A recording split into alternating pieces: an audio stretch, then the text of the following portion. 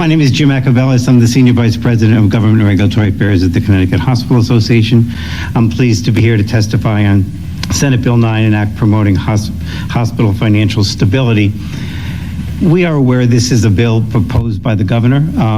In our working relationship with the governor, we also know that he has always been one throughout the pandemic who is interested in making things work and work well, and is interested in partnership. And it's with that spirit that I testify on Senate Bill 9. When I first read the bill and the title, an act promoting hospital financial stability, I was kind of thrilled and hoped to see a bill that would actually help hospitals ensure their financial stability and deal with what is a fragile hospital community. How could it not? In September of 2023, the Office of the Health Strategy published an annual report on the stability of hospitals. And I quote, "The growth in operating expenses far exceeded the growth in operating revenue. 29% increase in contract labor, 26% in growth in salaries and wages, 17% growth in drugs and supplies, and statewide margins down." But Senate Bill 9 doesn't do anything to assist and address those issues. Given that I have 3 minutes, I will not go through our concerns line by line. I'm happy to if someone wants me to, but I expect that will be for further conversations. But let's talk about some themes of this bill. Senate Bill 9, out of its 6 sections, adds 3 new civil penalties for hospitals and institutions. Senate Bill 9 substitutes the judgment of clinicians on clinical matters and healthcare experts with that judgment of the state. It dramatically increases the financial data submitted to the Office of Health Strategy, even given the fact that in September of 2023, and as long as I can remember, every year we see a 123-page report which looks at hospital finances and goes back 5 years. And it doesn't do anything to address what are the foundational broken parts of the CON process. In fact, it expands regulatory oversight. So we're hoping this committee will be that bridge to not simply identifying problems, but solving them. With respect to hospital diversion, simply having the state decide when a hospital can and is allowed to divert a patient, to work with us to add provisions about prior authorization, about the needs for community resources pre and post hospitalization, especially in the area of behavioral health. To look at Medicaid rates for community providers so we can ensure that patients are treated in the most appropriate setting. No assistance for those hospitals that are in financial distress that we're going to provide information on. No grants, no loans, no assistance, no increase in Medicaid rates, and no assistance to look at the workforce struggles. And finally, no solution to the, as I said before, the broken CON process. I would like to highlight language that we've talked about, the committee has talked about before, lines 323 to 330. We read them the way Senator Looney reads them. We read them the way Senator Summers reads them, and the way Senator Gordon reads them as well. What they will do, let's be clear, is between now and December 31st of 2025, it will say anyone but a hospital, whether you're private equity, whether you are a billionaire in Idaho, whether you're a physician practice in Texas, or whether you're a corporation, you can come in and acquire a physician practice without going through CON. So those hospitals that have been in the state for over 200 years are the ones that will be going through CON, but it allows all of those entities to come in during that time frame. I was here and listened to Dr. Gifford talk about the need to understand the process and how many applications are coming in. But let's be clear on what that's going to do. And all the talk about private equity, we are opening the door, and we've put notice for all those individuals that between now and December 31st, come into the state of Connecticut without regulatory oversight. Thank you, and I'm happy to answer any questions. Thank you very much. There's a lot to talk about there, isn't there? I Yes, know there we is. have a few questions. I'll begin with Senator Moore, to be followed by Rep. Claridis Deetria. Thank you, Madam Co-Chair. Thank you, Jim, for your testimony and speaking. I thought all the billionaires from Idaho had moved to Connecticut, but not quite. We appreciate your testimony and appreciate your thoughts. Even in the past, when there have been bills where we are trying to find common ground, this committee has been part of that conversation. I think we are all trying to solve similar problems, and we may have a different way of approaching them. So we hear you. We hear the challenges the hospitals are experiencing as well. And there may be opportunities to address some of that. I think from what I heard Dr. Gifford say is that as of right now, there is no law having an impact on practices. And that's part of the weakness that they have. Putting that language, their intention, what I heard was to start to collect the data but not have any intervention yet, because there is a workforce issue that they are having, which CHA understands better than probably any other body, that the Office of Health Strategies need more personnel or more processes improvement. So adding another burden or responsibility, may require more workforce, and they're trying to gather data to say what workforce needs they may have. And I think that's a rationale for it, but I hear that there's an opportunity to fix that. If we change the language, the workforce issues will get even more complex.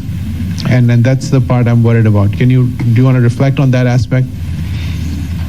I understand that, but I don't think we understand or are perplexed by if we need to understand what the workforce impact will be, why they decided to focus on Connecticut hospitals versus new out-of-state players and allowing them to go through the process without going through a CON versus Connecticut hospitals. If we're looking to understand what the workflow is, I'm not sure how that does it.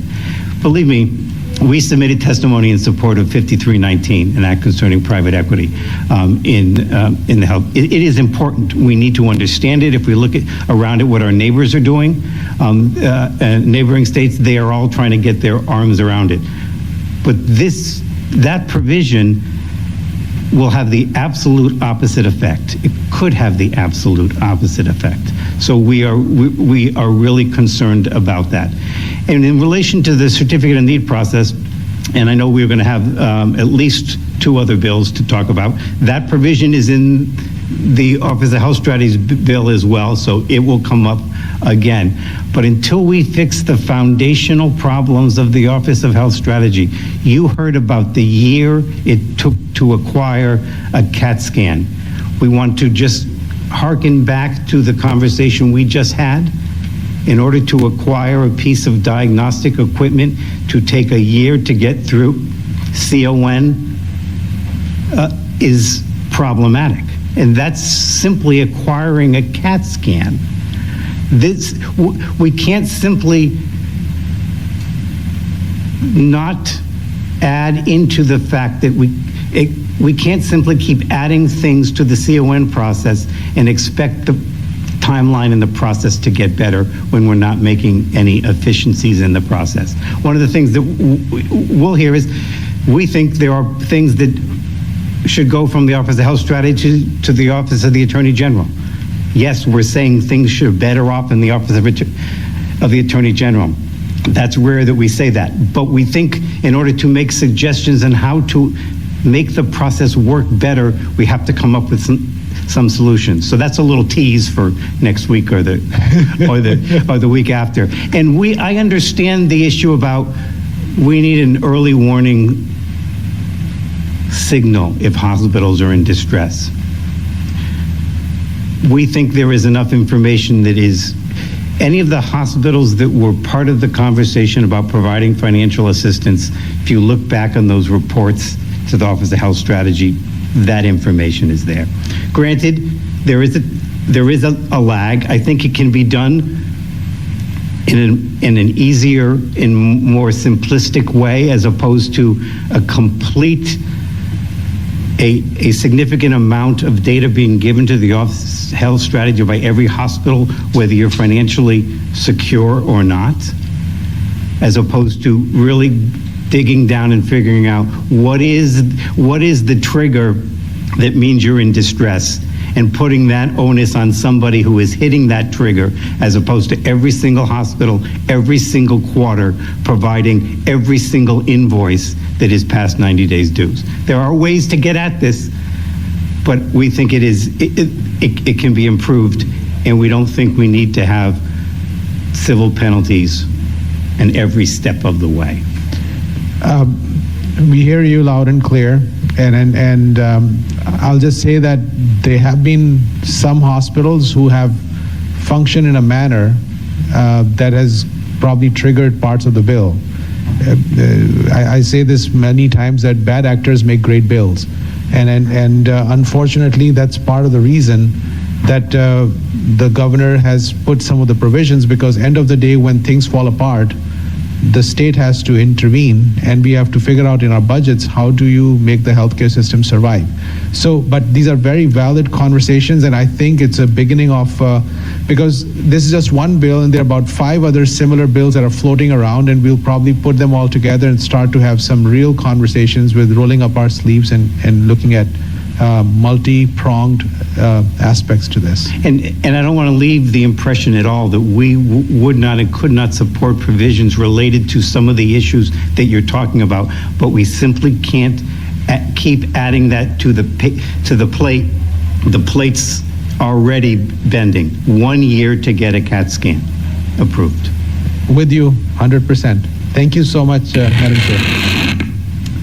Thank you, Senator Anwar. Representative Claridis Tetria, to be followed by Representative D'Amico.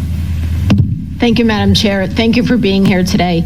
I just want to know if you can discuss or comment on that Section 2, lines 24 through 43, in regards to hospitals going on diversion. Are we having an issue with how hospitals go on diversion now, and how would this change it? And especially, my concern is that it says in the language that hospitals, before they go on diversion, they have to notify DPH they're going on diversion. I just don't understand how that would be possible.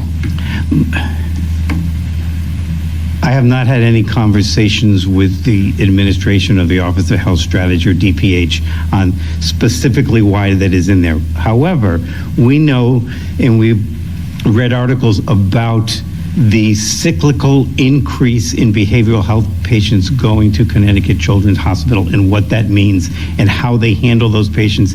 And if your ED is overcrowding, where do those patients go? So I would guess that part of that conversation is what may have sparked this. However, you're absolutely right. If you are a hospital and something happens, I think an easier way to talk about it is, if you're a hospital and your CAT scan goes down, right? Your CAT scan goes down, so those individuals that are coming in that needing stroke care, you don't want them to come into the hospital and then find out the CAT scan's going on. You want to divert them quickly. So simply by making the decision that it's better to get that hospital to go from Derby to Bridgeport, because it's better for the patient, and you haven't called DPH and told them or provided them notice on the form, $25,000 penalty. The system can be improved, right? There are issues, and it's sort of what I was talking about. We need to get to the underlying issues. If we have issues related to significant number of behavioral health patients, the answer isn't to simply move them around as the state decides they should be moved around. It's let's make sure we have the services in the community that prevents someone from going into crisis and helps them after going into crisis. So it's sort of this bill does a great job, if you will, of identifying issues, but it doesn't do anything to help solve them. More information, whether it's last week's 340B, this week's financial financial information, and these new diversion are all sort of more state oversight and control and taking judgment away from the physicians that can do it better every single day. Thank you for that explanation. And I don't know if you mentioned that at all, but have you heard of any hospitals having issues with how they're diverting? I mean, I think on a frequent basis, we know that sometimes the CAT scan example does happen. And we know that Connecticut Children's is having continuing problems on behavioral health, and the hospitals in Connecticut have jumped in. But outside of those sort of examples, I have not. Okay, thank you so much for your testimony today. Thank you, Madam Chair. But we did have a whole conversation about ED overcrowding, right? These two things are not unconnected. Thank you, Representative Claridis Detria, and indeed they are connected for certain. Representative D'Amico. Thank you, Madam Chair. Thanks, Jim, for coming to testify. I'm going to turn your attention to a different bill, if I may. My favorite bill, House Bill 5200. The Hospital Association submitted testimony on this, so I presume you're familiar with the testimony. You may have even written the testimony. I will say that my colleague Karen has been the point person on that, and she apologizes for being here. She's taking care of a very sick family member who has mobility issues. So she understands all of this, but I'm happy to try to answer your question. Fair enough. All right, thank you, and I appreciate that. I appreciate Karen's diligence. So I'm looking at the testimony from the Connecticut Hospital Association, and with regards to House Bill 5200, and I'm just looking at some of the a couple of the paragraphs, and I won't read it back to you, obviously, but it talked about the fact, the testimony talks about the fact that the federal rules are not final. There are many open questions that remain. Federal rules need to be finalized, questioning the availability of medical equipment. And I just wanted to just point out to you, I don't know if you were around for the discussion that we had earlier. I know you were in and out of the room, but in discussing these issues with the secretary of the Citizens Coalition for Equal Access, she said, and it's also, I believe, in her testimony, that the federal government has accepted the technical standards that have come down from the U.S. Access Board, which have been around for 7 years, by the way, and to go a little further, just to put a little finer point on it, my understanding is that the U.S. Department of Health and Human Services has adopted in their entirety all of these technical standards from the Access Board, as well as the U.S. Department of Justice. So I guess my question for you is, if the Department of Justice has accepted these technical standards, and the Department of Health and Human Services has accepted these technical standards, why in the world can't little old state of Connecticut accept these technical standards from the U.S. Access Board? My understanding, again, I'm not the expert, my understanding is you're correct. They have accepted what are the standards. What they haven't yet decided is to whom it applies and when it will apply, right? So the standards for the diagnostic equipment, our understanding is, have been accepted, but to whom that will apply to, when it will apply, and what are the exceptions, that's part of the conversation that is going forward. I think it's important to note that we absolutely support and understand and appreciate the need to make sure everybody gets the appropriate care, whether it's a physician's office, an eye doctor's office, or a hospital. We need to do this together. I haven't seen, and I know my colleague hasn't seen, the changes that were going to be applied to this bill, and that may remove some of our concerns. And my guess is it does when we talk about state support. However, we know of a hospital that spent $600,000 and waited 8 months in order to reconfigure an office space for 4 inches for a piece of imaging equipment. So we need to, at the same time as we're dealing with the standards, be able to deal with some of the other regulatory issues, the certificate of need requirements for acquisition of certain diagnostic equipment, the Department of Public Health's requirement to come in and look at the building to make sure it complies with the building code and building safety. $600,000, 8 months, because with 4 inches for a piece of radiology equipment. So it's a long way of saying we need to look at what the proposed amendments are. It may take care of some of our concerns, but in and of itself, that the bill, if passed, even with the money, does not solve the red tape, which is a significant issue. But not to be argumentative, Jim, but if these standards have been around for 7 years, and I think it's fair to say that no one is questioning whether or not these will be the final standards. These are going to be the standards, from as far as I know. So why can't we take those standards and apply them to Connecticut? I don't understand the reticence. I really don't. No, I apologize. I probably wasn't clear enough. What I had said was, we agreed that the standards were there, and we agreed that your characterization and the previous characterizations about the standards is accurate. However, the comments and the conversation that's still going on at the federal level, it's my understanding, again, I'm not the expert here, and my understanding is that to whom they apply, I mean, do they apply to Dr. Jim or Dr. D'Amico, hasn't been decided. When will Dr. Jim or Dr. D'Amico have to comply with these standards, which we all agree on? And what are the exceptions? That those are the items. I'm not arguing about the standards themselves. It's those things that I think are still up for discussion. But would it not be possible for Connecticut to decide on its own that these standards apply to Dr. Jim and Dr. D'Amico and all the other doctors, and just put them into effect and without any harm ensuing therefrom? I do not doubt that the state has the absolute ability to do this. The question becomes, if we put these requirements on Dr. D'Amico, and he goes through and makes all of these changes, and we find out that for whatever reasons they don't apply to Dr. D'Amico,